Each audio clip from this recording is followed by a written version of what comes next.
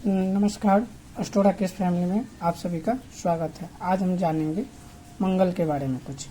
जैसे कभी भी कुंडली में हमें लग्न का मजबूत होना बहुत ज़रूरी है, तब जाके कुंडली के जो शुभ फल होते हैं वो आसानी से प्राप्त होता है।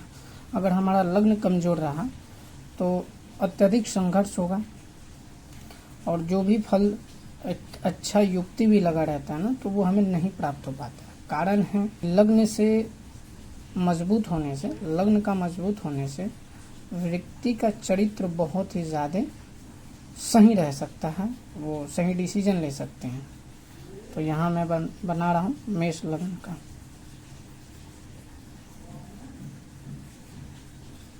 मेष लग्न कुंडली, ठीक है। तो आपको पता है 1 2 3 4 5 6 7 8 9 10 11 12। मंगल अगर 6 में, 8 में और 12 में, यहाँ अगर अच्छी स्थिति में बैठे हैं स्वयं के राशि में, उच्च राशि में, ठीक है, तो जाके हमें अच्छा फल प्राप्त होगा। अगर मंगल अच्छी स्थिति में नहीं बैठे हैं, जैसे स्वयं के राशि में बैठे हैं, उनका जो अंश होता है वह अच्छी स्थिति में नहीं है, तो भी हमें संघर्ष होगा।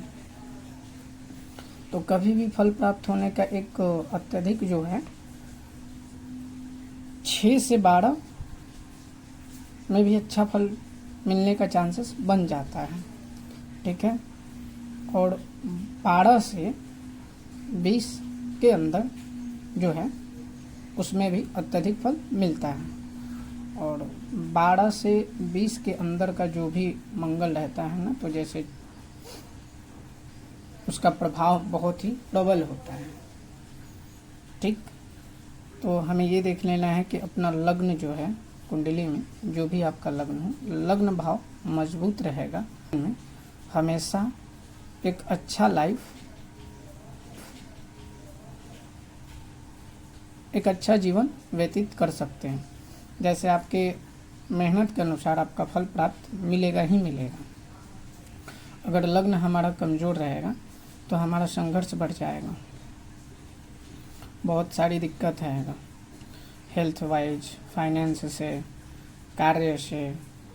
तो सुख की प्राप्ति जो है कम हो जाता है। लग्न कमज़ोर होने से सुख की प्राप्ति कम हो जाता है।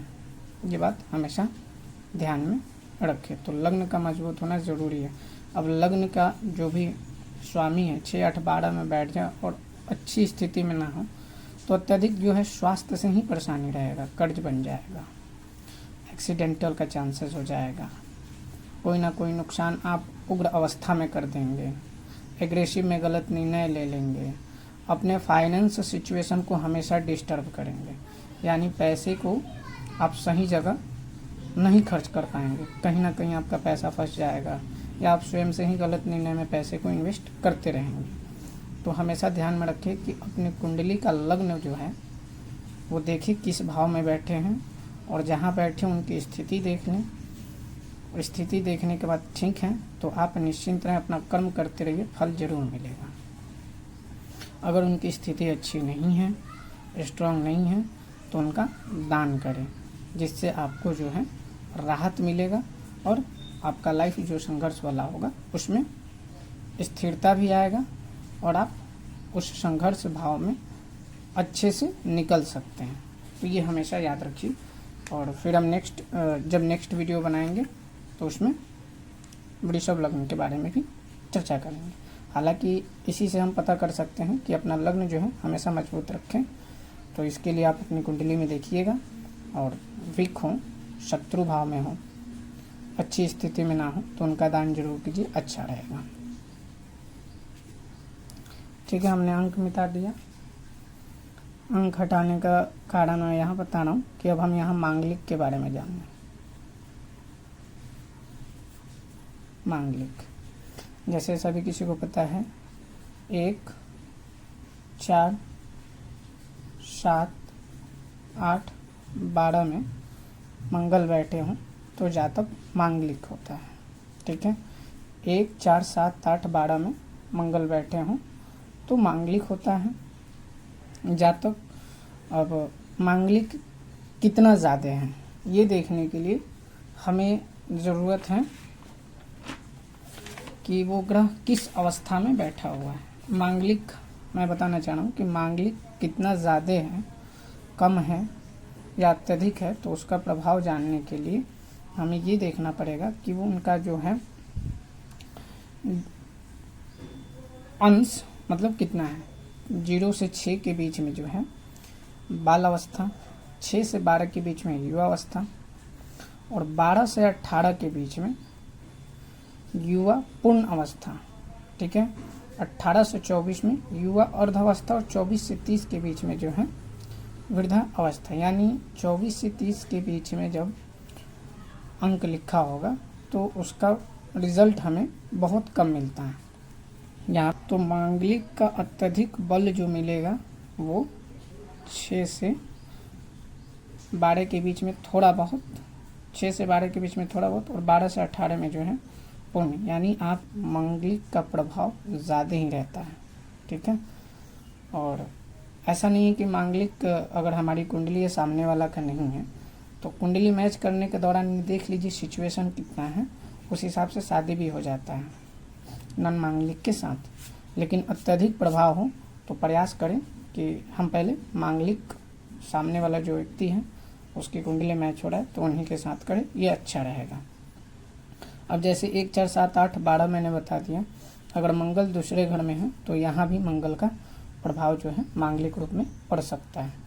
कारण है कि सप्तम दृष्टि यहाँ आ रहा है। अगर यहाँ अच्छी स्थिति है तो ठीक है, अच्छी स्थिति नहीं है तो आपका फाइनेंस, रिलेशनशिप जैसे रिलेटिव्स हैं तो यहाँ डिस्टर्बेंस होगा और यहाँ पे आपको अत्यधिक निगेटिव चीज़ों पे लेके जाएगा, पैसे के, फाइनेंस की सिचुएशन में। तो आप कोई भी कदम उठाने के लिए कहीं ना कहीं एग्रेसिव होके कर देंगे तो वो आपके लिए ठीक नहीं है। हेल्थ वाइज भी दिक्कत होगा, स्किन से रिलेटेड प्रॉब्लम थोड़ा बहुत रहेगा, अत्यधिक नहीं। मंगल से स्किन से रिलेटेड बहुत ज़्यादा नहीं होता, थोड़ा बहुत रहेगा। तो ये चीज़ें हमेशा ध्यान में रखें कि 2 से भी मांगलिक का प्रभाव बन सकता है। अगर अच्छी स्थिति में है तो ठीक है, अच्छी स्थिति में नहीं है तो कहीं ना कहीं हमें तकलीफ होगा ही होगा। एक्सीडेंटल का चांसेस ज़्यादा रहता है और गलत निर्णय मार्गदर्शन खोजने में हम आगे बढ़ जाते हैं। ठीक है, तो मेष लगन कुंडली के बारे में भी चर्चा हो गया और मांगलिक के भी बारे में हो गया। इस मंगल के उपाय के लिए मैं दूसरा एक वीडियो बनाऊंगा तो उसमें चर्चा, तो उसमें मंगल का उपाय के बारे में जरूर हम चर्चा करेंगे। जहाँ लिखना चाहिए वहाँ 12 से 30 लिखा है, इसके लिए क्षमा चाहेंगे।